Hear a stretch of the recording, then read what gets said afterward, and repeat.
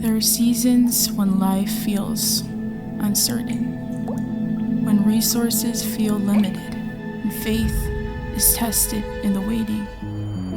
In the Bible, God's people have walked this road before, from slavery to the wilderness, from wilderness to promise. In places of uncertainty, God was not absent. He was teaching them to trust in different seasons, between not enough, just enough, and more than enough. He was forming his covenant to his people. For 40 years, God sustained them. And even today, he sustains us still. So wherever this season finds you, you are not lacking. You are being led, because he is always enough.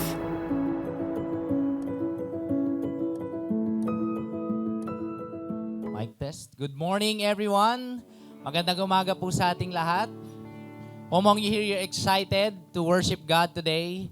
We apologize for the little time ng delay, pero God has a purpose for us in bringing us together as one family. Sige po, tumayo tayong lahat. Again, who among you here, you're ready to worship God this morning? Amen. Been a long week and busy week. Siguro some of us are really working hard. Alam mo yun, the day, every day decision making, every day goes on. Some of us siguro nagbakasyon. But you know, the Lord wants us to be here for a purpose. And I want to encourage everyone with this word in Genesis chapter 16 verse 13. This is Hagar, servant of Sarah. She is in a situation fleeing from mistreatment or hindi maganda yung sitwasyon niya. How among you here, you have experienced sometimes yung situation natin hindi madali, hindi maganda. But you know, she said this. So verse 13, sabi niya doon, she called the name of the Lord who spoke to her. You are a God of seeing. For she said, truly I have seen him who looks after me. Hindi madali ang agos ng buhay. Merong ups, merong downs, merong mga decision, magaganda, maling decision. And sometimes may consequence pa. But you know, the Lord looks after us. Each and every one of us, the Lord looks after. So as we gather here today, in the presence of the God who sees us, sabihin mo sa katabi mo, God sees you. God looks after you. Even in the times of our wandering, or even in the times of our need. Among you here, meron kayong need. The Lord knows that. The Lord knows and sees our situation. So, to this moment, let us lift our hearts in worship to the God who sees us and looks after us, first individually, and looks after our church. Isn't that amazing? That we are called not just to live alone, but to live with a spiritual family. So, Life Nova Liches, let's worship God with all our hearts, with all our soul, knowing that He looks after us. He cares for us. The God of the universe is our personal God as well. Let's pray. Lord, marami pong salamat this morning. Thank you, Lord. Lord, give us the grace to worship you despite of our situations, despite of our every need.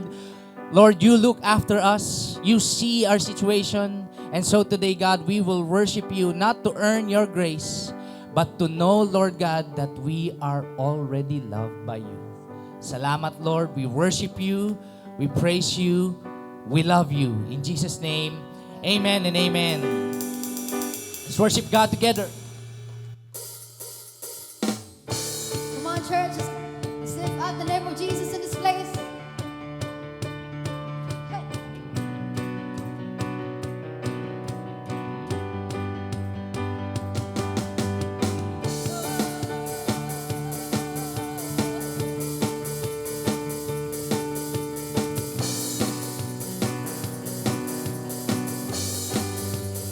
Sing faithful.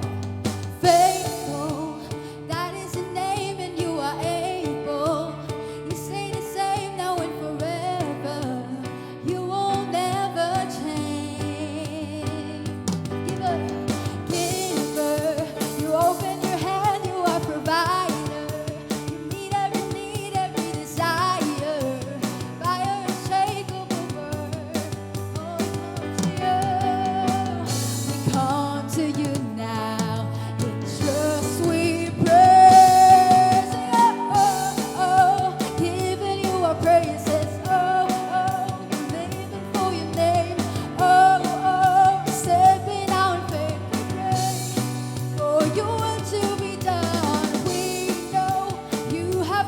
before us. We have the promise to proclaim. We are stepping out in faith. We pray for your will to be done.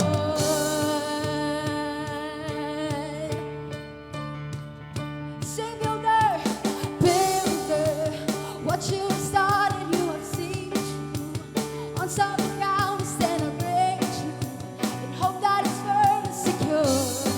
Oh, we come to you, so we come to you now.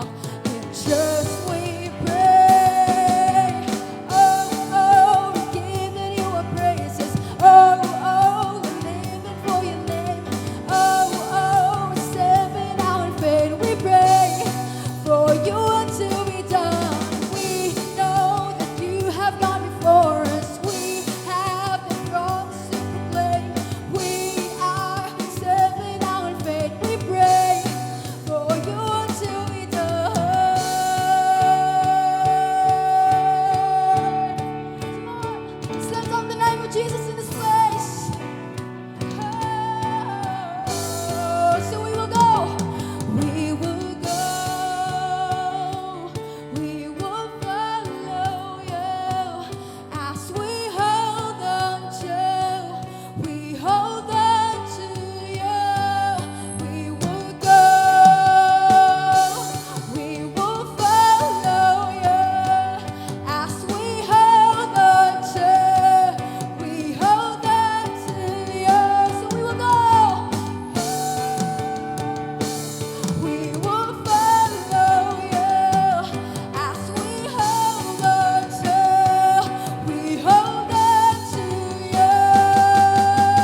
Oh, oh, giving you our praises. We're living for your name. Oh, oh, we're stepping out in faith. We pray for you to be done. Oh, oh, we're giving you our praises. Oh, oh, living for your name. Oh, oh, we're stepping out in faith. We pray for you to be done. We know that you have gone before us. We have the promise to proclaim. We are stepping out in faith. We pray for you to be done.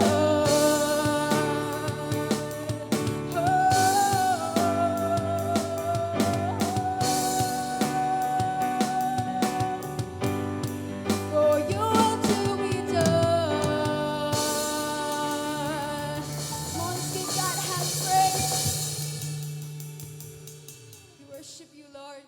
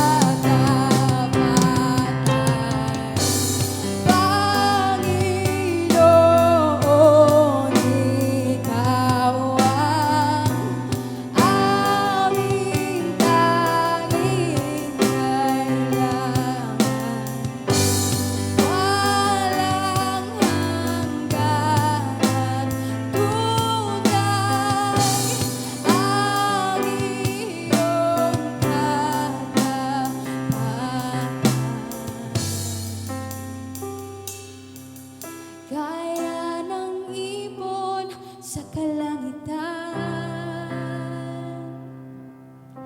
Ikaw ang tanging kailangan.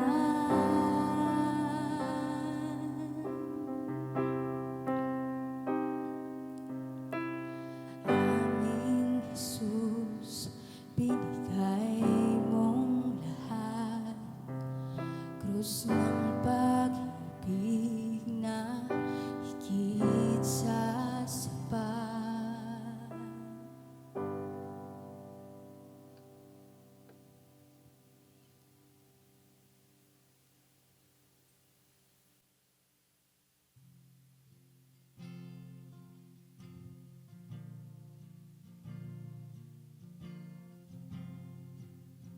Lord, we thank you, God.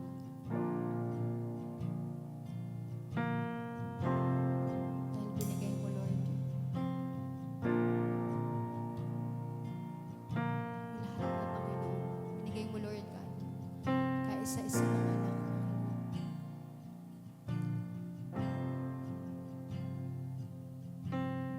So, Lord, you have given us, Lord, your all. Bakit pa kailangan naming matakot, God? Maraming salamat, God.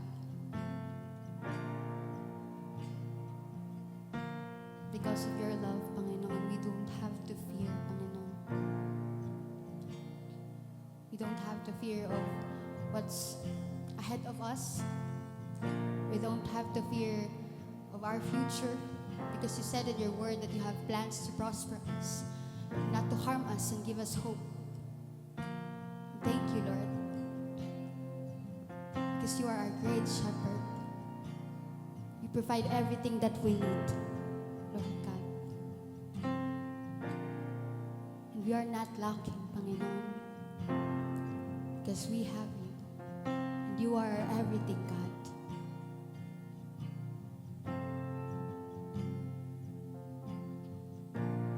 Thank you, Lord.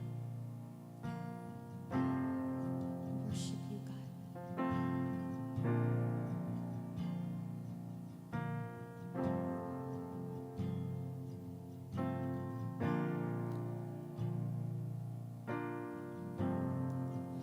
Si Yahweh ang aking pastor, di ako magkukulang. Pinahihimlay niya ako sa luntiang pastulan. Inaakay niya sa tahimik na batisan. Pinanunumbalik niya aking kalakasan. Pinapatnubayan ang bawat hakbang. Di ako nag-iisa.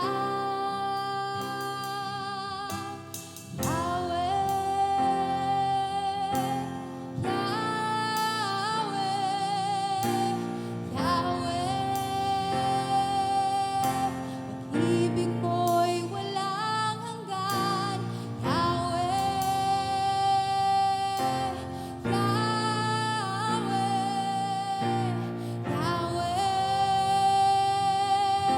Sa'yo ako'y mananahan. Si Yahweh ang aking pastor. Siyang ating kalakasan. Siyang aking kalakasan. Ang aking patnubay sa landas ng katuwiran.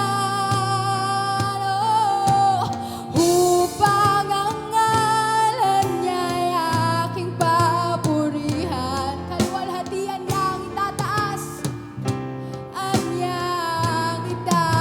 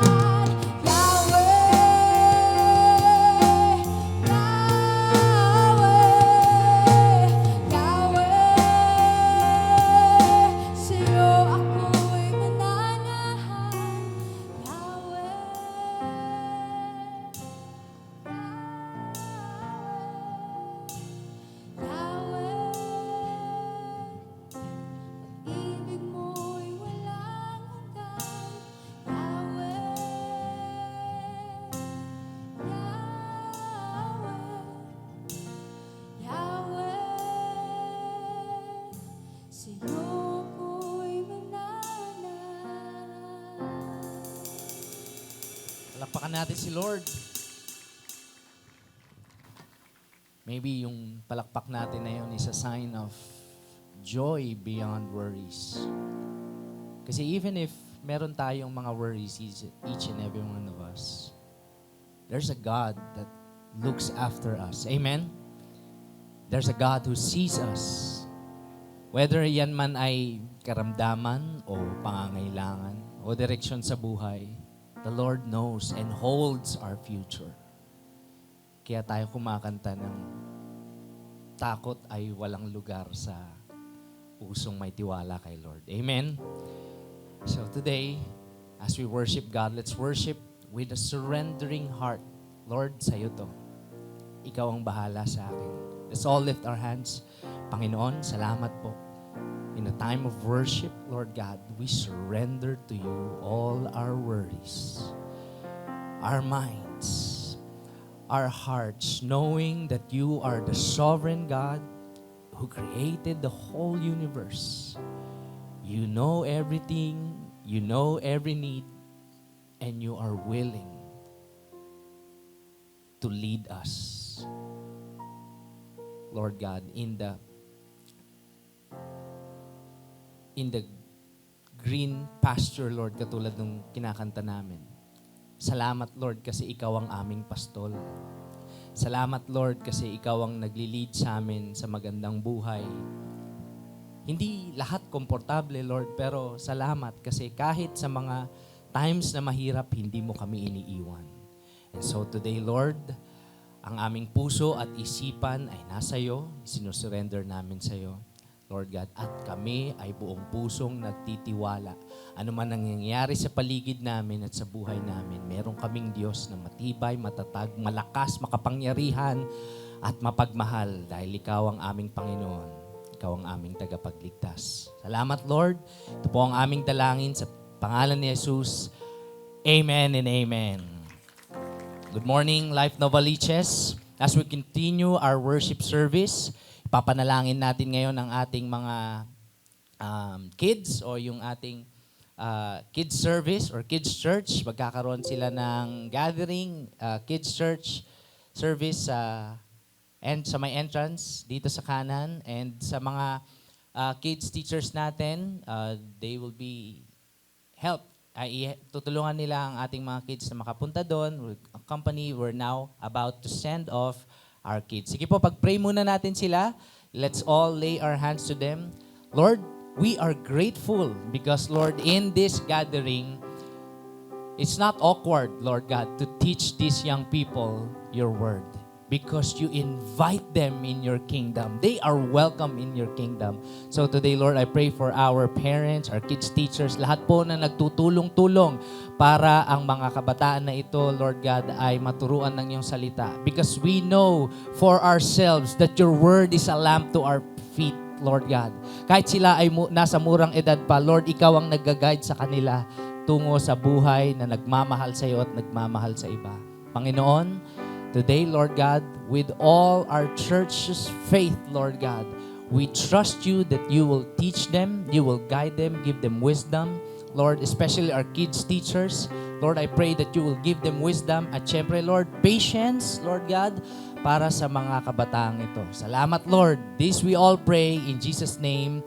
Amen and amen. Alright. Sige po, isend na natin ang ating mga kids.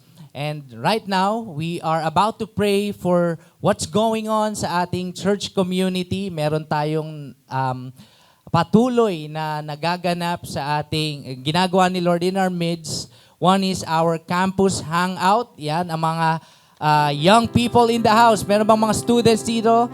Campus people, we will be having our hangout first week and third week of the month. So first week ngayon. So meron tayo mamayang 2 p.m.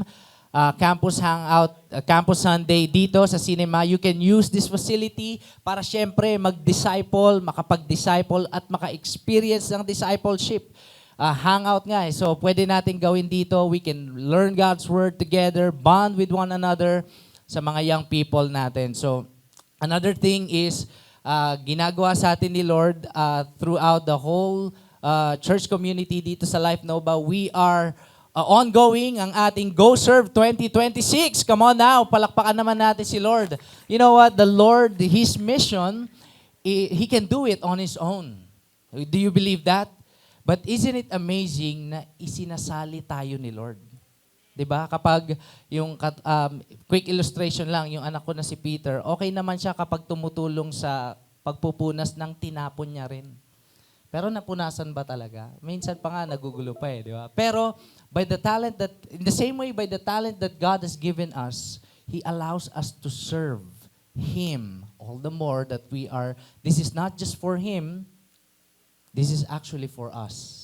That when we serve God, we get to experience the joy of using our gifts for a purpose. No longer yung gifts and talents natin natatapon lang. But we are experiencing the purpose and joy of serving God. And we are being refreshed. When we see the Word of God being preached in our worship service, na na-accompany ito ng mga hands na nagwo-work, nagsiserve, all for His glory. So, we're gonna pray for that. Meron tayong registration at the entrance of Cinema 5. So, sa lahat ng ministry teams na available po, open po ang ating ministry serve teams to accommodate yung mga gustong mag-volunteer in different serve teams. Alright? So, pag-pray po natin yan. And here are our prayer points. Pagpe-pray natin yung dalawang ginagawa ni Lord in our midst. We will pray for our campus hangout and our Go Serve 2026. Why don't you grab a partner right now? Sige, grab a partner. Yan, for 3 minutes. 1 minute and 30 seconds lang. Pagpe-pray natin, tig-isa, okay? Tig-isa. Ang campus hangout at saka ang Go Serve.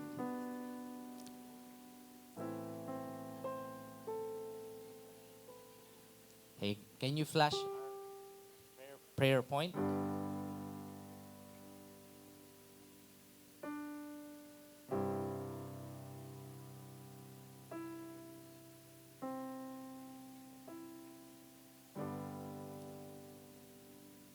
Okay, sige. Ito yung pagpe-pray natin sa campus hangout. Sino yung magpe-pray sa campus hangout? Sige, taas ang kamay. Pray for every student joining our campus hangout that they would experience the reality of being loved by God. No longer they will find love from other places, but they will experience the love of God. Pangalawa, pray for the organic conversations, yung natural lang. Yung tungkol sa buhay-buhay, tungkol sa pag-aaral, tungkol sa teenage life, that they will be redirected to God's will. And finally, pray for a spirit of openness and vulnerability to follow Jesus and participate in making disciples. Yan. So, yan ang pagpipray natin sa Campus Hangout. And also, pagpipray naman natin sa Go Serve 2026. Siyempre, pray for our congregation. Yan. To see the need around us. The need and the vision that serving God is joyful and purposeful.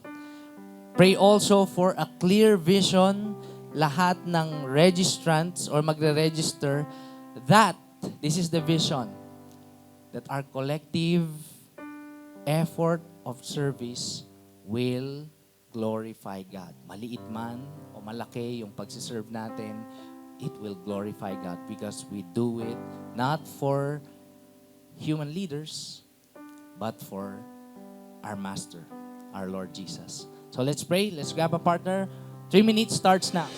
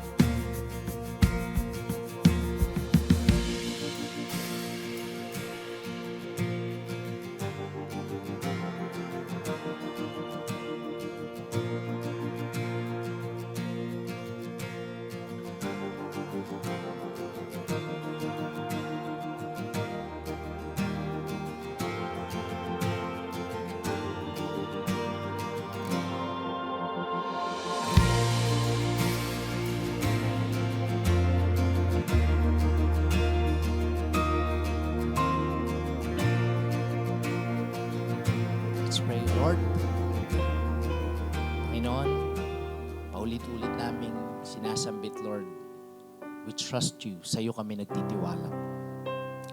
And Lord, ito mga pinagpe-pray namin, Lord God, thank you so much for doing something, doing big thing, Lord, in our midst, in our church community. And we also thank you that you allow us to participate.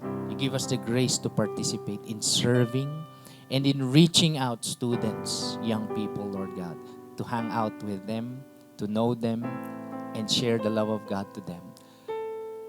The same way with our Go Serve 2026, Lord God, that in serving you, we will find refreshment and joy. That our talents and giftings, meron palang purpose. Hindi lang pala para sa amin, kundi para sa iyo at sa will mo, sa buhay namin at sa buong mundo. Lord, use our church, Lord God, and our campus ministry mightily, that we will impact not just our community, but even an impact, Lord God, that will affect our nation. In the midst of what's happening in our nation, Lord God, use your church as your hand, Lord God, to go and reach out, to go and make disciples, to go and serve the communities. Maraming salamat, Lord, because all this is possible by your grace. Thank you so much, God, and we're excited to hear from you, Lord, in this worship service. Salamat, Lord. Prepare our hearts in Jesus' name. Amen and amen. Palakpakan po natin si Lord.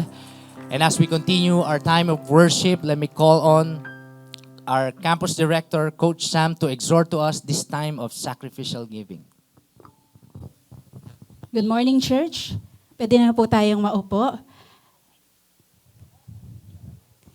And as we give to the Lord today, or before we give to the Lord today, let us read His words from Mark chapter 12, verses 41 to 44.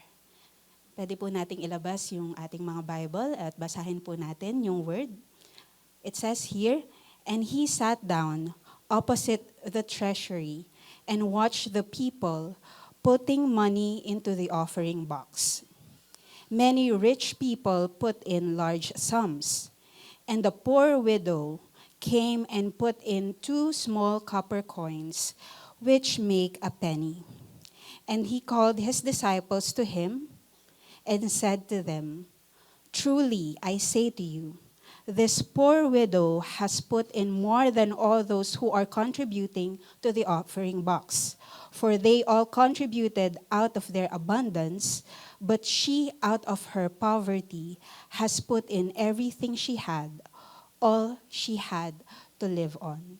So it was Jesus, no, na nakaupo doon sa temple treasury or kung saan inihuhulog ng mga tao yung kanilang offering kay God.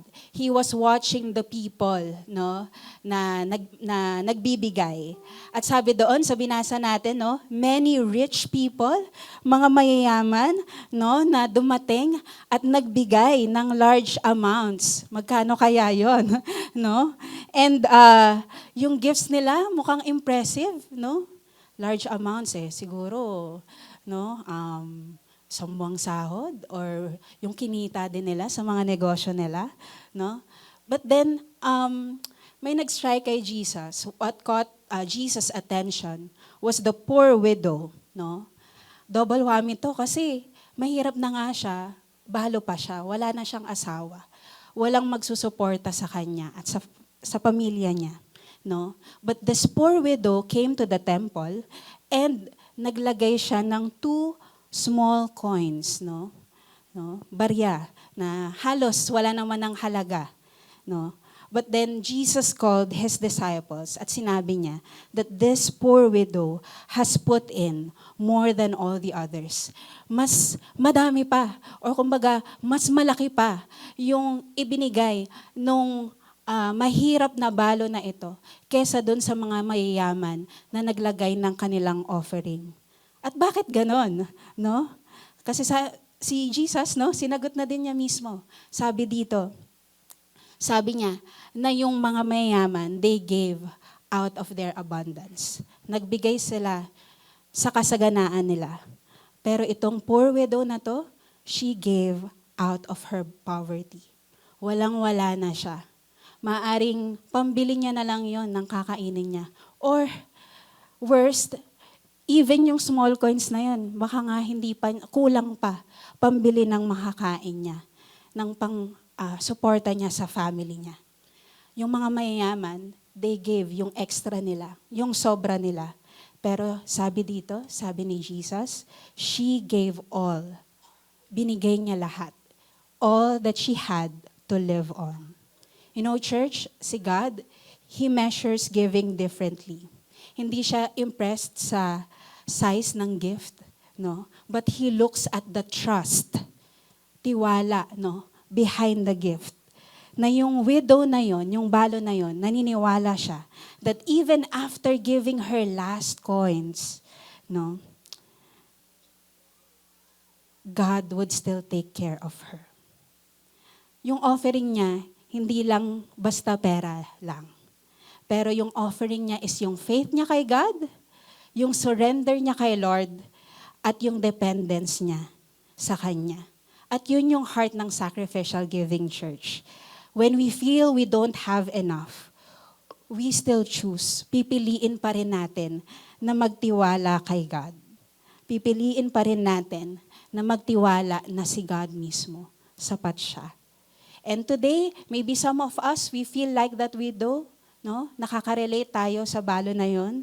Maybe, iniisip natin o nararamdaman natin ang tight ng budget, ang daming gastusin, ang daming bayarin, no? Or maybe ilan sa atin dito na feel natin uncertain or hindi tayo sigurado sa future na meron tayo. Or maybe yung giving talagang sobrang sacrificial siya, no? To the point na hindi mo alam, may kakainin pa kaya kami bukas, no? Ano kaya yung pambabayad ko pa sa bills na meron ako? But this is the invitation of God, church. Sabi ni Lord sa atin, trust me. Pagkatiwalaan mo ko. Depend on me. And put me first. Unahin mo ako. Because when we give, we are declaring that, Lord, Ikaw yung source ko. Ikaw ang provider ko. At Ikaw lang, Panginoon, ang tanging kailangan ko. Ikaw lang, Lord, sapat na.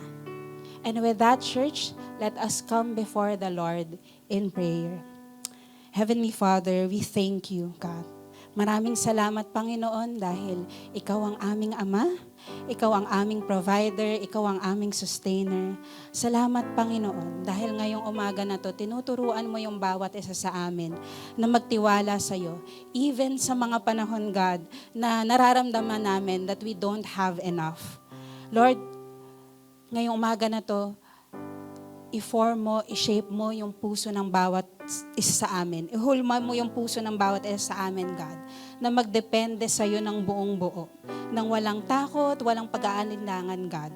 And as we give today, Lord, sinusurrender namin sa iyo, God, lahat ng yon, lahat ng takot namin, mga pangamba namin, God, even our security and our resources to you. I-remind mo kami, God, that you are faithful and you will take care of your people. Thank you so much, God. This we pray in Jesus' name. Amen and amen. Palakpakan natin sa Lord. And today, as we give, our ushers will assist us in our time of giving. Pwede po nating ilagay yung ating mga offering kay God sa envelopes. We would appreciate if you will write your prayers, no? Yung mga pinagpipray po natin kay God, we will pray for you. And also yung mga answered prayers po natin, no? So that we can celebrate with you in prayer as well. And pwede din po tayong magbigay through online. We have GCash, Maya, and online banking platforms. Nakalagay din po yan sa mga envelopes po natin sa inyong mga upuan. Pwede po nating iscan yung QR code or pwede din tayong gumamit ng online banking. Or you may also put your envelope sa offering box po natin sa entrance ng ating cinema. And with that, church, we invite everyone to stand as you worship God once again, as we declare natin na ang Panginoong Jesus ang ating tanging kailangan.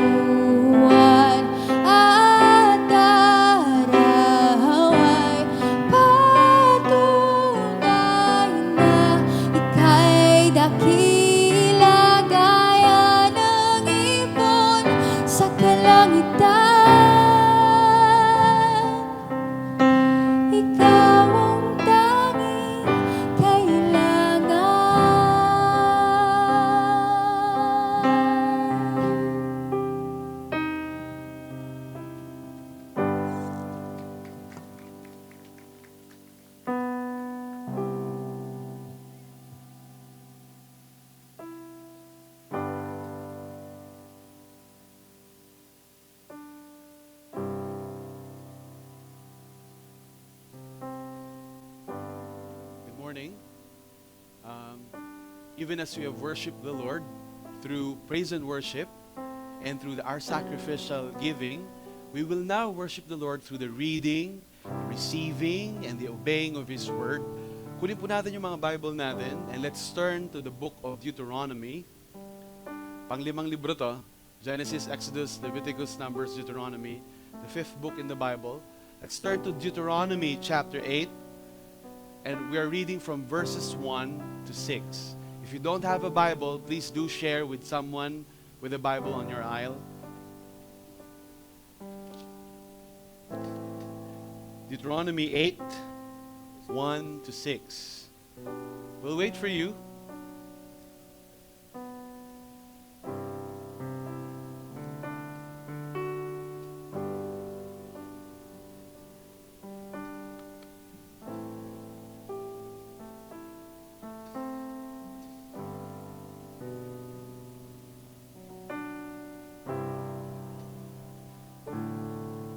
The whole commandment that I command you today, you shall be careful to do, that you may live and multiply, and go in and possess the land that the Lord swore to give to your fathers.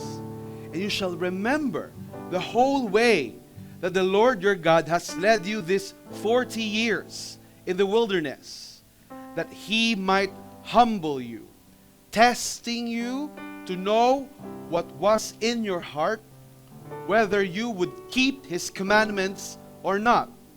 And He humbled you and let you hunger and fed you with manna, which you did not know, nor did your fathers know, that He might make you know that man does not live by bread alone, but man lives by every word that comes from the mouth of the Lord.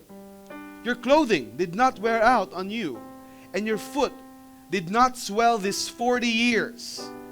Know then in your heart that as a man disciplines his son, the Lord your God disciplines you.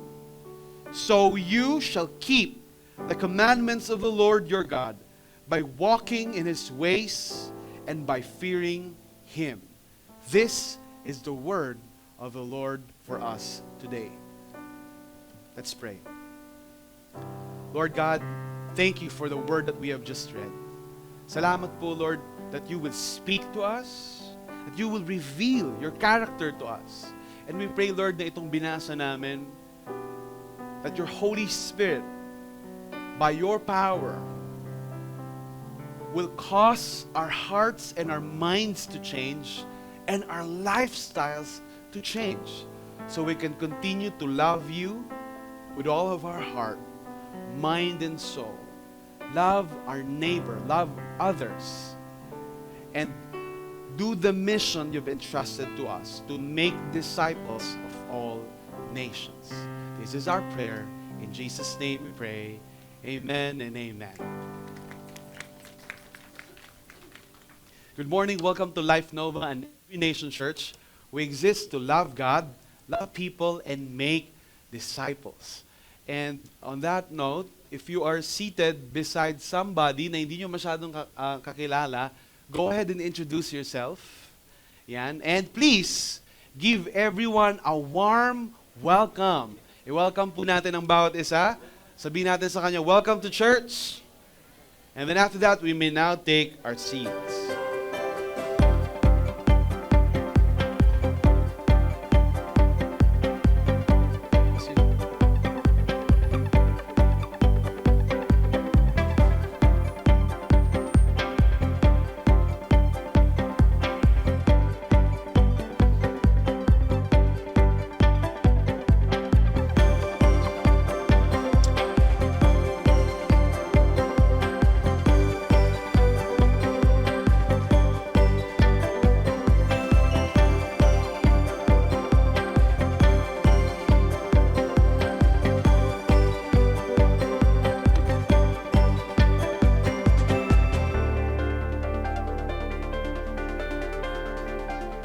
Again, welcome po sa Life Nova. Magandang umaga sa inyo.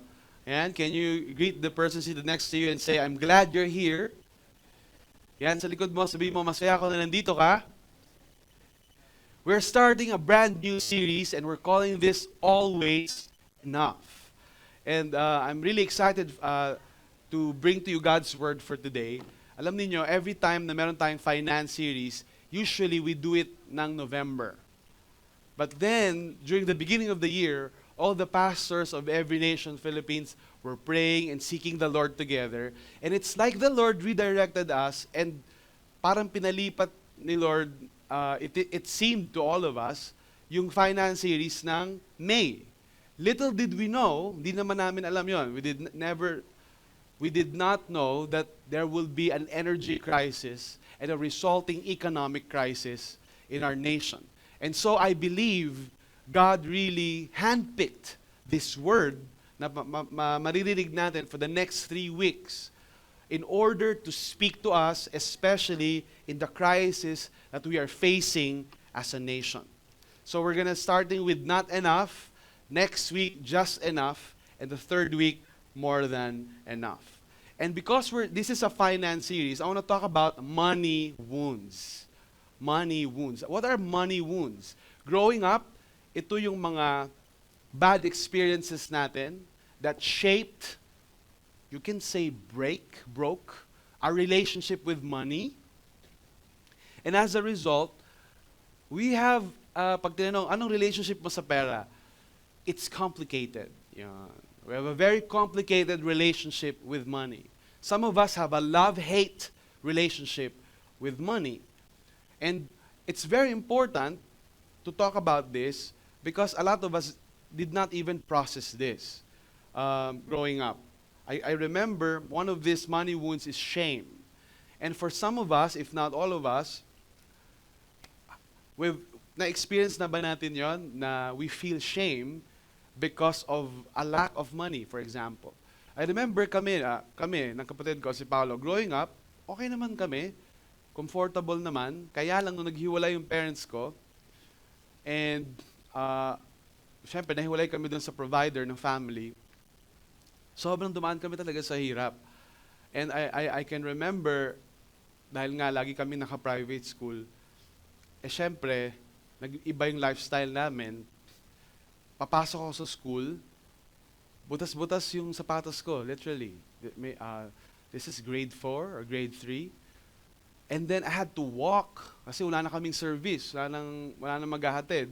So lalakad ako ngayon, tapos yung sapatos ko, ngumanga nga. Have you ever experienced that? Meron bang mga, sa mga hindi, no? Okay, can you please explain sa mga rich friends natin in the house? Mga hindi naka-experience ng buhayang sapatos. And I remember I had to, I used rugby, hindi po ako nagda-drugs, no? Hindi ako tumitira ng rugby. I mean, yung rugby na pandikit, and I would be very shameful. So wala namang classmates ko nakakaalam na sira yung sapatos ko kasi feeling, nakaupo lang ako sa likod, pero there's this weight of shame on you created by lack. How many of you can relate? Diba? And these are money wounds growing up. Some of us, our money wound is not shame. Some of us, it's comparison. Diba? We don't know this is a money wound. Instinctively, titignan mo yung kapitbahay mo, may bago silang TV may bago silang ganito ako kaya? Uy, buti pa sila, nakapagbakasyon na, tayo kaya?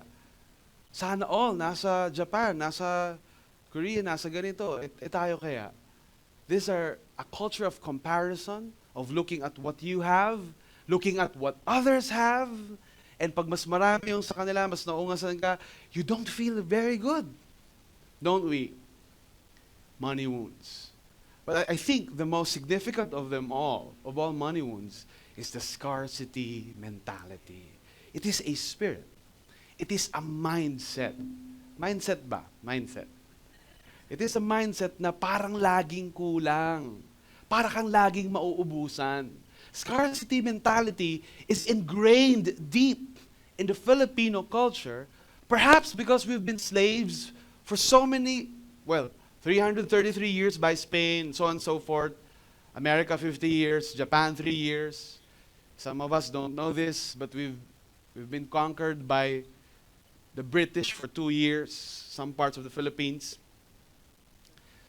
Perhaps because of that, and because of that culture na kinalakihan natin, feeling natin lagi tayong mauubusan. Ilan sa inyo may katabi, tuwing nasa handaan siya, siya ay talaga yung unang-una doon. And then, bago siya umalis, syempre, magsisharon. Oo. And nothing wrong with this. Minsan katuwaan na lang natin to. But we have to really look at our mindset. Some of us can do that without this mindset. But some of us, if not all of us, struggle under the weight of scarcity mentality. And marami itong expressions hindi lang naman to sa handaan. Marami itong manifestations in our life. Yung bang kahit sapat na, binless ka na ni Lord, may kaba pa din, kabadong-kabado na baka kulangin. And so, kapag kailangan maging generous, pag kailangan tumulong, pag kailangan ayaw, tikom ang palad. Kasi baka may mangyari. Kasi baka magutom. Takot na takot, maubusan. Scarcity mentality. Ano pang expressions na to? Well, now that we're Christians, if not, we should be understanding na money is a tool, not the end goal. Hindi tayo nabubuhay para sa pera. Ang pera ay kasangkapan lamang para magawa natin yung mission natin. Kaya lang, minsan hindi tayo makapag-mission. Kasi ang utak natin, baka kasi kulangin. Baka kasi magkulang. So, dapat ibibigay mo na, dapat ipang-bless mo na, dapat ipang-lilibre mo na, dapat ipang-tutulong mo na, hindi mo mabitaw-bitawan ngayon. Kasi kulang. Kasi baka kulang. That's one expression. And kung ang pera ay hindi end goal, kundi kasangkapan lamang, ano ang purpose ng pera? If it's a tool meant to aid us, then we go back to our purpose. It's to love God and love people and make disciples. Ngayon, ang pera ginagamit para magmahal ng ibang tao. Ang pera ginagamit para mahalin si Lord ng higit sa lahat, higit sa kahit kanino. Pero, pag may scarcity mentality, minsan nagiging baligtad. Nagiging ganito, gagamitin ko si Lord para magkaroon ako ng maraming pera. At ang effect nun, ganun din sa iba. Gagamitin ko yung mga friendships ko, yung mga connections ko, para magkaroon ng maraming pera. And so relationships become kaching-kaching. Relationships become a means to earn money.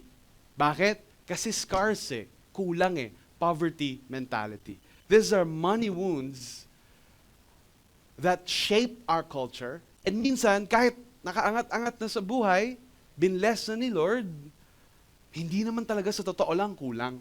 Nalala ko nga si Randall Chongson. Di pa naman ordained pastor yon, no? Ekonomista. In-invite natin siya dito to do a seminar last week. And sabi nga I quoting from Randall, kung ang sweldo mo ay 25,000, hindi pa rin sapat. Hindi pa rin, kulang pa rin. Ini-imagine natin na kung ang sweldo magiging 50,000, dodoble, then magiging okay na.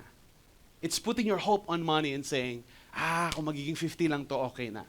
And then once you get the 50, bakit ganun? Parang kulang pa rin. Pag yung 50 siguro naging 100, okay na.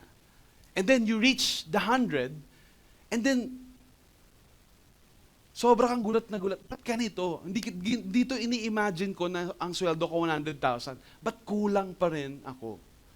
If 25,000 cannot fit, if it's not enough, 100, 200, 1 million, 100 million will never be enough.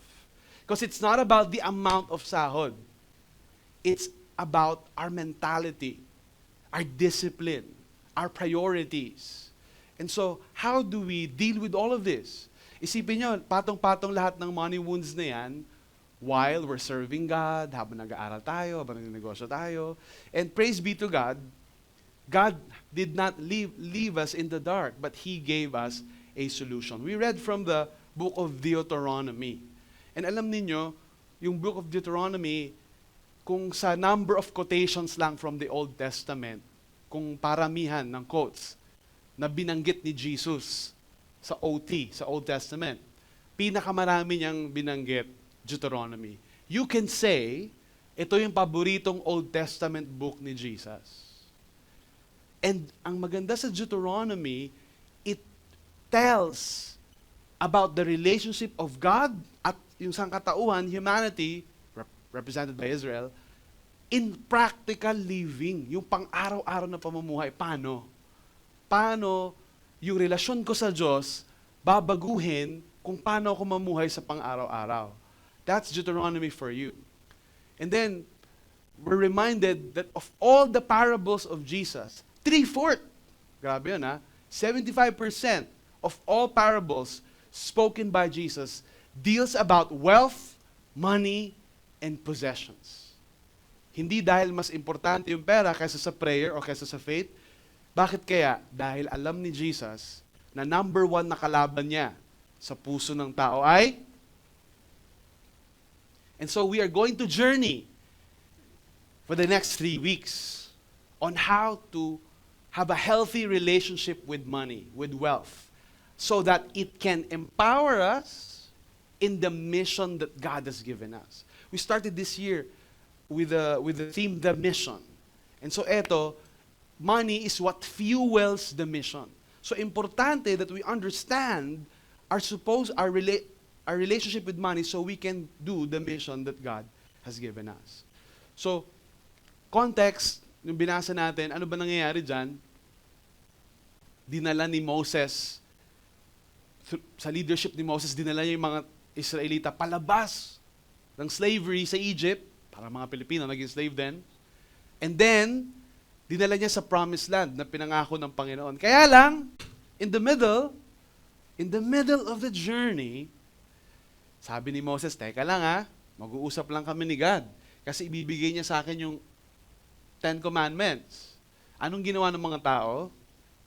Tinunaw nila yung mga ginto nila, yung mga pera nila na nakuha sa Egypt, at gumawa ng Diyos-Diyosang baka at sinamba ito.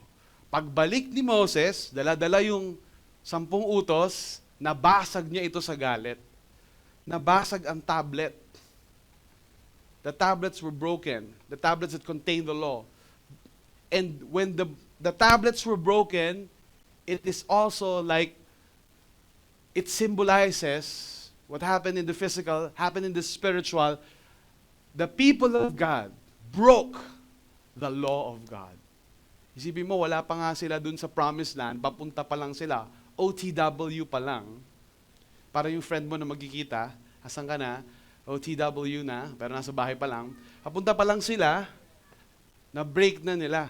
And so they disqualified themselves. So an entire generation, for 40 years, pinalakad ni Yahweh sa disyerto.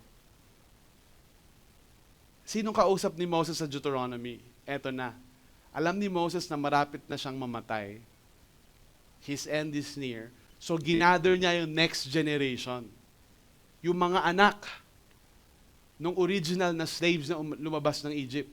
And Deuteronomy is a retelling of the law. Finrame ni Moses, eto yung relationship natin kay God. To a fresh generation. Tingnan mo ngayon katabi mo, kung mukha siyang fresh. Yan ba yung fresh generation na yun? Oh, and so that they can know how to relate with God. So sabi dito ni Moses, the whole commandment that I command you today, you shall be careful to do, that you may live and multiply, and go in and possess the land that the Lord swore to give to your fathers. If you can see there, the whole commandment, the Lord swore. So ano ito? Para bang may kasunduan, yung Diyos at tao. And we call this kasunduan, it's greater than a kasunduan, we call this covenant. Ano yung covenant? Ito lamang yung salita na maaaring maglarawan sa relasyon natin sa Diyos. Ano ang covenant? Usually, sa kultura nila, in Near East, ancient Near East, merong suzerain at merong vassal. May isang lord, feudal lord, and there are people under his protection who serve him. Yan yung relationship ng Israel kay Yahweh. Yan ang relationship nating mga tao kay God. Si God yung ating suzerain. Siya yung ating Lord. Siya yung ating Panginoon. At trabaho niya na mag-provide for us, protect us, love us, and care for us. At bilang ganti sa proteksyon, sa pagmamahal, sa provision ng Diyos, tayong mga vassal, tayong servants, tayong nasa ilalim ng proteksyon niya, ay mayroong tungkulin, grabe na yung Tagalog natin ha, na gawin yung commandments niya, sundin yung utos ng Panginoon, the commandments of God. So that's what you call a covenant in their ancient context. So lahat ng mababasa natin ngayon, at sa susunod na 3 linggo, it's in the context of a covenant. Para to sa mga tao na may relasyon sa Diyos. May ugnayan, may kasunduan sa Diyos. At hindi ito equal, hindi ito 50-50. Parang mag-asawa, hindi siya equal. Dahil sa covenant, mas malaki, mas superior, mas supreme si God, at tayo yung kanyang servant. So yan yung konteksto ng inuutos ng Diyos tungkol sa sarili niya, sa pera, sa lupain na pinapamana niya. So, ibig sabihin, anong goal ni God? The goal God has for us is not just provision, but our formation as a covenant people. Minsan, akala natin, ang trabaho ng Diyos, ibigay lang lahat ng gusto natin. Oh Lord, nakumpleto ko na yung simbang gabi, akin na yung wish ko. Oh Lord, nakapag-donate na ako sa charity, sa kung ganito-ganito. Sana, ibalik mo na. Akala natin, ang relationship natin kay God, puro pahingi, pahingi, pahingi. Again, money wound, scarcity. Scarcity mentality, puro pahingi, pahingi. Come Lord, bless me, bless me. Give me, give me. Pero, while God is our provider, at magpo-provide naman talaga siya, how many of you believe God is our provider? How many of you proven and tested na yan, nagpo-provide talaga si Lord? Hindi nagkukulang, hindi siya sumusuway sa pangako niya. Pero hindi yun ang goal. Provision is not the goal. Kakalungkot, no? Baka shocker to sa mga estudyante. Akala ko ba, pastor, kaya nga mag-aaral ng mabuti para yumaman. Aha, mali. Kasama yung pagyaman roon, pero hindi yun ang goal. The goal is formation. Sabi sa katabi mo, formation. Ano yung formation? Maporma, mahulma, ma-mold, ma-form, to be a covenant people. So, bakit siya nakipagrelasyon sa Israel? As a prototype of His relationship with all humanity, gusto ng Panginoong Diyos na hulmahin yung Israel. Gawin silang matapat sa kanilang tipan o kasunduan. Yun ang goal ni God para sa'yo. Kahit pa, hindi na tayo nabubuhay in the ancient Near East, thousands of years later, this applies to us because God's covenant to us still applies for us today.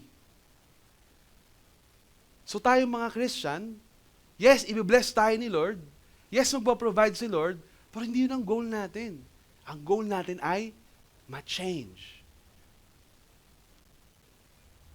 Kaya minsan, sinisita tayo ni Lord. Minsan, tinutuwid tayo ni Lord. Ilan sa inyo dito, excited na excited kayo pag may sumisita sa atin? Oh. Ilan sa inyo parang, wow, grabe, buti na lang. Pinagalitan ako ni Lord. Oh, tuwan-tuwa ka. Oh, syempre, wala naman sa atin may gusto nun. Kaya nga, tayo mga tao, kadalasan sa atin, mas kadalasan, hindi tayo nagkakamali, hindi ba? Basta may mali, hindi tayo yun. Yung sinasabi ni Pastor, hindi ako yan. Yung katabi ko yan.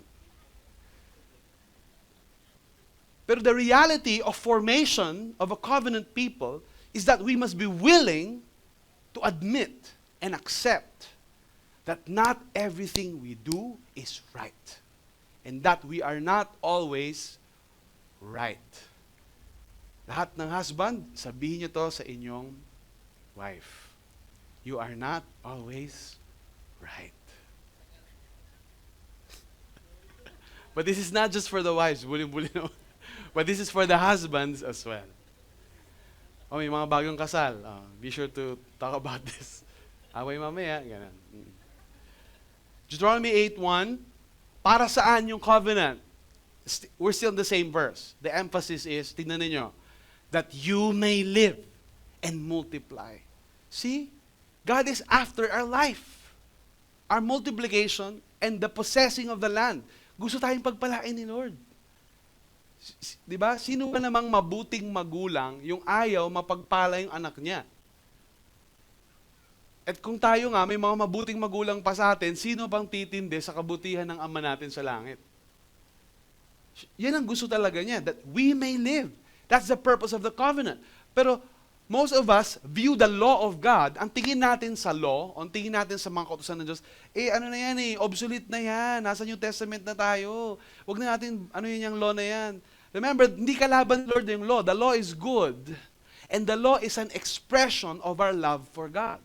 While the law cannot save us, hindi tayo maliligtas nito, pero matuturuan tayo nito kung paano magkaroon ng tamang relasyon sa Diyos. So the law is good. The commands of God are good. And the goal is for us to live life. Welcome to Life Church. You shall remember the whole way that the Lord your God has led you these 40 years, that He might, para saan daw, humble you, testing you to know what was in your heart, whether you keep His commandments or not. So dinala sila ni Lord sa desert. Mind you, sabihin ko to sa inyo alam nyo ba, trivia, na nung lumabas sila ng Egypt, hindi sila lumabas na alipin. Lumabas sila na mayayaman. Grabe yon. From slaves to mayaman. Paano nangyari yon? Kasi, sabi ni Yahweh, total nilapastangan ako ng mga Egyptian at ayaw nilang sumunod sa akin at sumamba pa rin sila sa Diyos-Diyosan, kahit pinakita ko na yung kapangyarihan ko, kunin ninyo ang mga ginto nila. Dahil lahat ng ginto ay sa akin. Hindi yun ninanakaw yan. It is mine. It is yours to take. Pinakuha niya ngayon sa mga Israelita. So when they went out of Egypt into the desert, ang yayaman nila. Ilan sa'yo may katabi mukhang mayaman? Sabi mo sa kanya, sana all. Oo. Pero hindi lang sapat maging mayaman. Kailangan mayaman with a purpose. Kasi, kapag mayaman lang, walang purpose, hindi yun sana all. Hindi yun nakakasana all. Mamaya, malalaman niyo kung bakit. Dinala sila ngayon sa desert. Sa desert ba, may mabibili ka sa ginto mo? Sa wilderness, kahit gaano sila karaming ginto, isipin nyo, may pera na sila. Pero still, not enough. Dinala sila ni Lord sa isang lugar na walang magagawa yung pera nila. Kasi saan ka bibili dun? Nasa desert ka. The wilderness is meant to humble the people of God and it is meant to test the people of God. Ilan po sa inyo ngayon, pag tinignan natin ang ating mga sweldo, pitaka, GCash, e-wallet, parang feeling natin nasa disyerto tayo. Bukod sa sobrang init pag walang aircon, sobrang umiinit din yung ulo natin. Pag tinignan natin kung anong natira sa ating pitaka. Wilderness, desert, seasons of lack are not an accident or punishment, but a classroom. Ito yung maganda. Sa lahat ng dumadaan sa hirap, sa lahat ng going through desert or wilderness experience, sabi mo sa katabi mo, season lang yan. Ibig sabihin, lilipas din yan. So hindi mahalaga yung kahit ano, kung hindi, matutunan natin that we learn what God is teaching us in that season. Tayo ba, nagpunta sa classroom para tumira doon? Forever na ba tayo napunta sa classroom? Di ba, classroom is just for a season to learn something and apply it to real life. So seasons of lack are not an accident or a punishment, but a classroom. And you shall remember, di ba, ano yan? So what's the emphasis there? It is to test us what is in our heart. If we will keep His commandments or, yung pala yun, pastor. Kaya pala ako dumadaan sa kahirapan. Kaya pala ako dumadaan sa not enough. So that the suzerain, Yahweh, God, can test our hearts if nalagay tayo sa alanganin. Susunod pa rin ba tayo? Nasaan ba ang tiwala natin? Nasa pera ba? O na kay Yahweh? Sino ba ang ating pastol? Ang pera ba ang ating pastol? Ang pera ang aking pastol. Di ako magkukulang.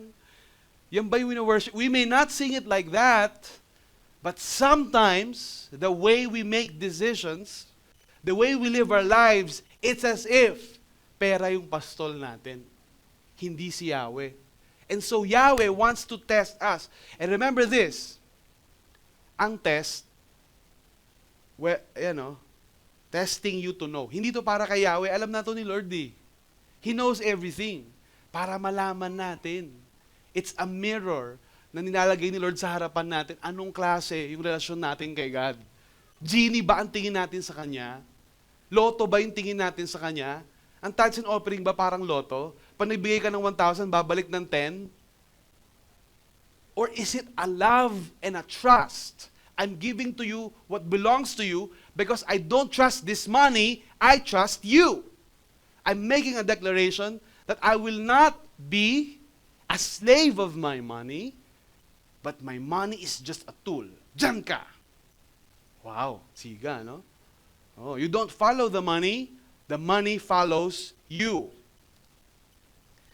Our lack reveals what we are relying on. Kaya pala hinahayaan ng Diyos na magkulang tayo para makita ng mga puso natin saan talaga tayo nagtitiwala.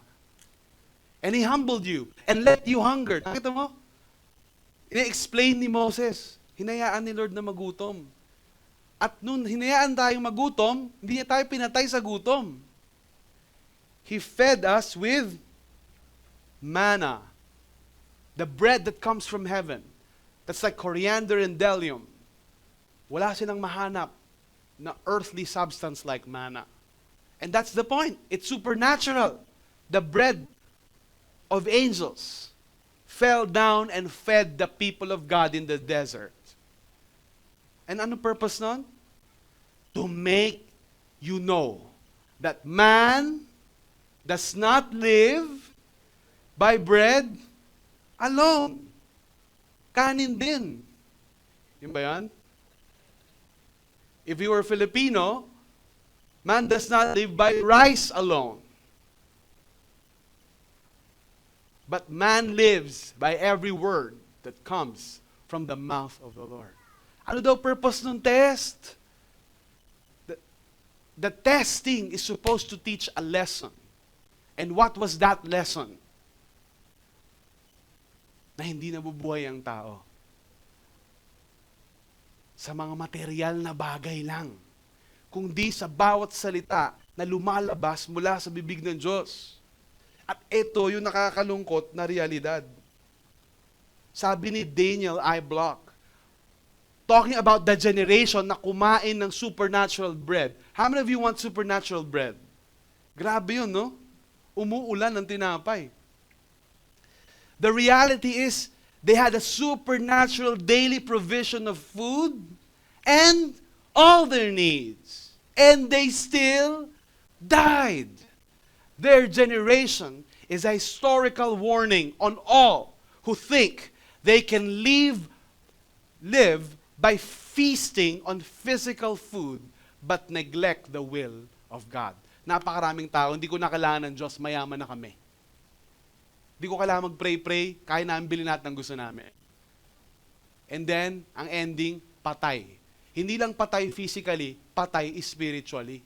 Pag tinignan mo yung marriage, sira. Pag tinignan mo yung mga anak, ang tatalinong rebelde. Ang tatalinong kurakot.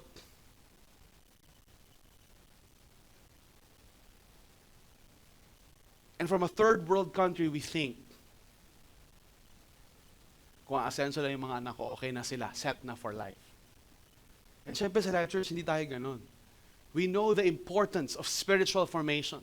Kaya nga, may kids church, bata pa lang, may campus ministry, and even with our family ministry sa community, we have life groups, we have teachings like this, discipleship. Kasi sobrang importante ng salita ng Diyos. Would you imagine, the original generation, hindi sila nakarating ng promised land. Lahat ng wini-wish natin nasa kanila na eh. Tingnan nyo kung anong sabi pa. Your clothing did not wear out on you, and your foot did not swell this 40 years. Grabe. Tinalo pa tayong mga may gout. Wala akong gout. No, wala na. Tinalo pa yung may mga arthritis ngayon. Pero, di ba? Talo pa yung mga naka H&M.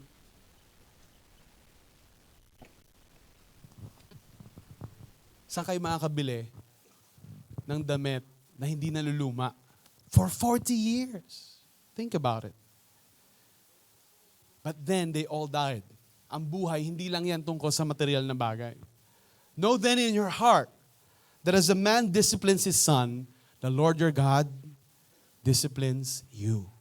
Para pala sa disiplina yon. Tinuturuan niya yung covenant people niya. Tinuturuan niya guys tayo. Kaya niya tayo pinapadaan sa mga season ng not enough. Disiplina, pagtuturo to ng Diyos. So you shall keep. Anong dapat gawin sa oras ng testing? Sinabi rin ni Moses, kaya kayo, next generation, huwag niyong tularan yung dating generation na nagsikamatay sa desert, hindi nakarating sa promised land. What should you do? What should we do? So, you shall keep the commandments of the Lord, your God. The Lord, your God. The Lord, my God. Personal, intimate. By walking in His ways and by fearing Him. Kahit kulang. Kahit feeling natin kukulangin. Kahit feeling natin, huwag tayo mag-trust sa feeling natin. Sundin natin si God. Let's do what the right thing is. Let's walk in the ways of God. Kahit ito pagkakaperahan to, talaga naman, passive income. Wow. Hindi ka na mahihirapan. Pero ang kapalit naman nun, gagamitin mo yung mga kaibigan mo, mga kapatid mo. Kung ang kapalit nun, hindi ka na makakapag-mission, kasi mag-share ka pa lang, iisipin na nila, ano ba to? Sinesharan ba ako nito? Or what? Walk in the ways of God. Fear Him. Hindi naman nagkulang ang Diyos. Ngayon pa ba? Ngayon pa ba tayo matatakot? Dinaan niya tayo sa napakaraming problema, napakaraming krisis. Kaya maraming ganun mga end of the world, panic, anxious, kakalat pa sa mga tao. Ba't kailan ba hindi nag-end? Araw-araw nga halos mag-end na yung world, di ba? Lagi namang ganun. Lagi namang may krisis. But God brings us through every single time. Let us fear Him more than we fear hunger. Let us fear the Lord more than we fear lack. We should not fear lack. Lack is but a season of testing and training. Because, let's be reminded of this, God's goal is not to form a comfortable people, but a covenant people. Ilan sa inyo gusto nyo mabuhay ng komportable?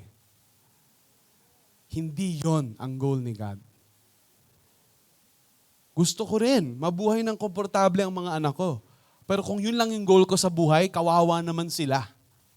Kawawa naman talaga yung mga anak ko. Kung comfort lang ang gusto ko sa buhay nila. more than comfort.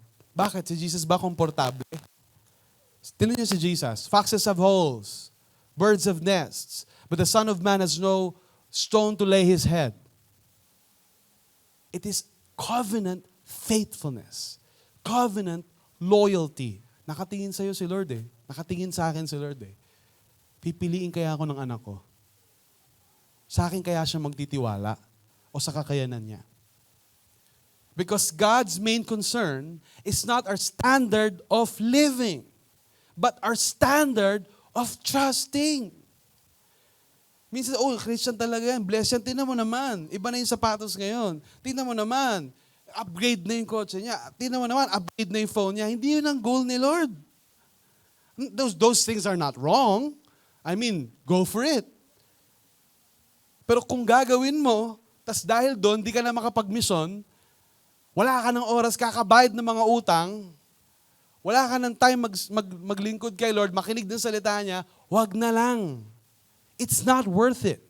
It's not about our standard of living, but our standard of trusting. Because God is forming not a comfortable people, but a covenant people. And so, when we don't have enough, God is teaching us dependence. Dependence is a bad word if it's dependence on your parents. Dependence is a bad word if it's dependence on the government. If it's dependence on things of this world. But if it's dependence on God, our suzerain, our Lord, our covenant maker, covenant giver, and covenant fulfiller, this is the dependence that we all need. To be able to face life and say, kahit wala ako ng mga yan, if I have Christ, I have everything. I don't need to prove to people that I have this. As long as I'm faithful to what God has given me, I can face God and hear these sweet words, well done, good and faithful servant. In seasons that we don't have enough, let us depend on Him. Let us trust Him that He is faithful, He is true to His promises. As we end this message this morning, in John chapter 6, which I'm not going to show, kukwento ko na lang. Sunod na sunod yung mga tao kay Jesus. Paano nag-magic? Pinarami yung tinapay. Sabi ng mga tao, uy, ayos to. Hindi na tayo magtatrabaho. Makikinig na tayo ng word, bibigyan pa tayo ng pagkain, sumunod na lang tayo sa Jesus na to. Gawin nating hari. Mag-aklas tayo, iupo natin siyang hari. Tapos sinabi ni Jesus sa kanila, paano kung sabihin ko sa inyo na hindi ako naparito para bigyan kayo ng tinapay na kakainin? Kundi ako mismo yung tinapay. Ako lang. Ako lang to. Ako lang to, guys. John 6:66. Nag-alisan lahat ng disciples niya. Thousands of them kumain ng anli. Nung nalaman na wala ng anli, wala ng ayuda, wala ng ibibigay, nag-alisan na. Natira na lang 12. Tinanong ni Jesus yung 12, kayo rin ba aalis? Sabi ni Peter. Sabi ni Pedro. Favorite verse to ni Pastor John eh. Lord, saan ako pupunta? Kayo lamang ang may mga salita na nagbibigay ng buhay. Tonto si Jesus nun. Sabi ko na tama ako ng pagpili sa'yo eh. Because God's goal for us is to form us as a covenant people. Ang tagal na nating sumusunod kay Lord. Kailan ba niya tayo pinabayaan? Kailan ba niya tayo pinahiya? Paano kung tanungin tayo ni Lord, gusto mo pa rin bang sumunod kung ako lang yung makukuha mo at hindi yung mga faith goals at pinagpipray mo? Susunod ka pa rin ba? And it's a test in our hearts. And every time that there's a test, God wants us to pass. He wants us to pass. So before His death, He took up His bread, and gave thanks. in 1 Corinthians, it says there, on the night that Jesus was betrayed, he took bread and said, "This is my body, which is for you. Do this in remembrance of me." Let's all stand together. As you're coming inside the cinema, inabutan kayo ng mga ushers, I trust, ng tinapay at wine. Today we're going to celebrating the sacrament of communion. And the sacrament of communion is a declaration na natutunan natin yung hindi natutunan ng mga Israelita sa desyerto. Na yung mga Israelitang namatay sa desyerto, mas pinili nila yung pera para pagkatiwalaan nila. Pero tayong mga niligtas ng Panginoong Hesus, natutunan na natin ang leksyon na ito. Kaya ulit-ulit gustong gawin ng Panginoon. Do this in remembrance of me. Tuwing maalala nyo ako, gawin nyo ito. This is what you're saying, Lord, this bread is your body which was given for me, which saves me, which is the best gift in my life. At kung ito lang yung meron ako, thank you, Lord. I have everything in the world. In the same way, he took the cup after supper and said, "This is a new covenant in my blood. Do this as often as you drink it in remembrance of me. For as often as you eat this bread and drink the cup, you proclaim the Lord's death until He comes." Itaas po natin yung mga tinapay. Panginoon, ano man ang dinadaanan namin ngayon, in seasons of not enough, maybe just enough, or maybe more than enough, you will always be our everything. If we have you, we have everything in the world. So Lord, we repent of putting our trust in money, in the idols that stare our hearts, the things that we rely on. Hindi namin to kailangan. Hindi namin kailangan ng papuri ng mga tao, acceptance nila. Hindi namin kailangan na approval para lang magkaroon kami ng identity, because our identity comes from you. And as we partake of this bread, Lord, we're making a commitment to follow you with all of our hearts, to love you with all of our hearts, even as you have loved and given yourself to us. The body of Christ broken for us. Let's partake of the bread together.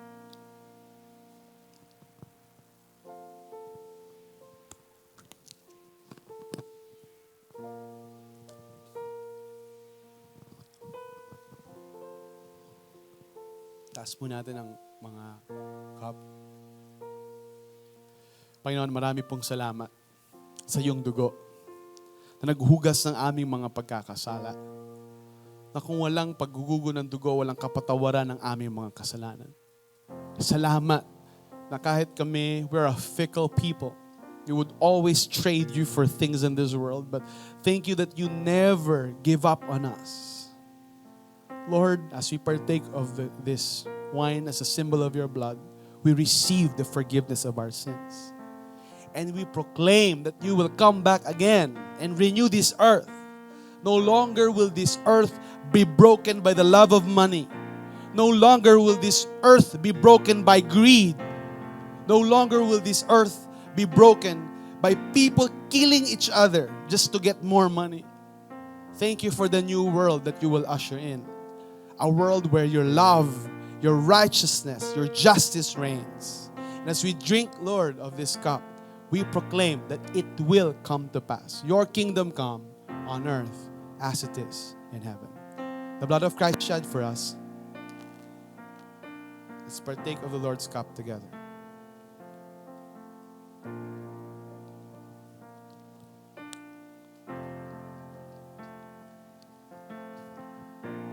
Let me call Pastor John Marie to pray a prayer of benediction upon us as we are sent back to our campuses, communities, and workplaces.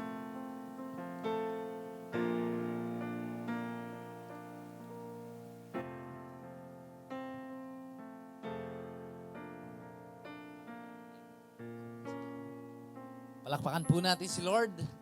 Among you here, you're not just encouraged, but you're happy to receive the message that we all trust God in every aspect, anumang aspeto ng buhay natin, sa Panginoon tayo nagtitiwala. Amen? Alright, so before we end, I just want to call on Pastor Henry. Pastor Henry, andito ka ba? You know, Pastor Henry is celebrating his birthday last May 1, okay? Labor Day, but, you know, Pastor Henry, in connection with Labor Day, he is a co-laborer in the kingdom of God, in the mission of God.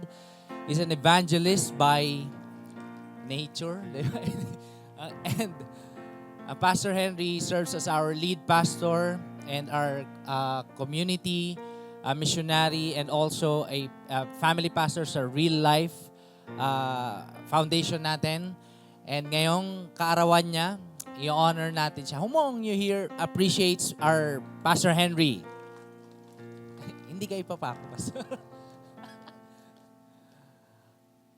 And today, we just want to thank the Lord for His life. Hindi natin sasabihin kung ilan. But really appreciate, ako personally, I appreciate Pastor Henry. Pastor Henry God has used him mightily as an instrument to our church, to the communities, to his family, and even sa amin ng wife ko si Crystal. He used to be a parang campus missionary in the times nung yung wife ko ay estudyante pa lang, second year high school, third year high school. And really, pagdating kay Pastor Henry, one word that I will remember is the word word. Yan, the word. Because he preaches the word faithfully. He preaches the word boldly everywhere he goes. So let's extend our hands to him and let's pray. Panginoon, salamat po sa buhay ni Pastor Henry, ang aming pastor.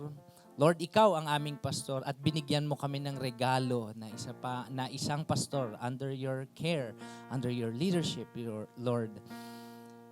Maraming salamat, Lord, kasi si Pastor Henry is such a good pastor, Lord God, that walks the path worthy of the call. Lord, for many years now, you have sustained him, Lord.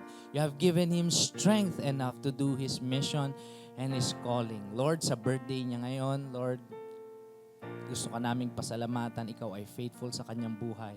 Pinagpe-pray po namin ang patuloy na lakas, Lord God, ng kanyang pangangatawan, at hindi lang ng kanyang pangangatawan, kundi ang faith niya to go beyond, Lord God. Even if there are sometimes limitation, Lord, by faith, Lord God, he will depend on you. Just like what the message tells us, Lord, Pastor Henry always depends on you, Lord. And Lord, we look up to him, Lord God, as an inspiration to walk also the path that you have called us. Every one of us, students, families, parents, fathers, Lord God, na you have entrusted to his care. Salamat, Panginoon, sa kanyang buhay. Lord, may you continue to bless him and his family.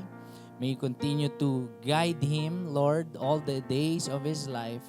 And Lord, sabi mo rin sa salita mo, surely goodness and mercy will follow him, Lord. Salamat, God.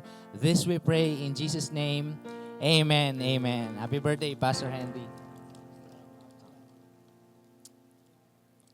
All right. So this comes to an end. Palakpakan again natin si Lord. Who among you here, you're blessed by the message? Let me pray a prayer of blessing. Nawa sa ating lahat, may the Lord bless us and keep us always. Make His face shine upon us wherever we go and give us that shalom kind of peace that surpasses all understanding. Whatever happens to our life or to this nation or to the world, we have Jesus. Amen? God bless us all. See you next week sa second part ng ating series, Always Enough.